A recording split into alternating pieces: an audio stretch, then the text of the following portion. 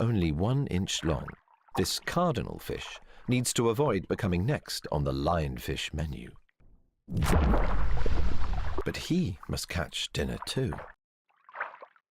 Huge, light-sensitive eyes help pinpoint small prey in the dark. Ostracods, crustaceans the size of a grain of sand, should make a manageable meal.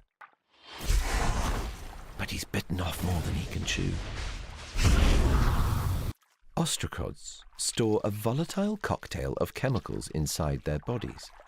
If attacked, the compounds mix, igniting an explosion of bioluminescence brighter than a flashlight and leaving such a bad taste that the cardinal fish spits it out unharmed. And this crustacean's escape plan is even more brilliant. The flash is so bright, it not only blinds,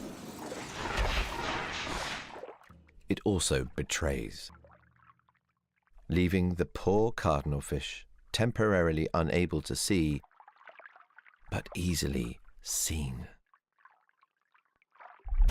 In the ocean, there's always a bigger fish.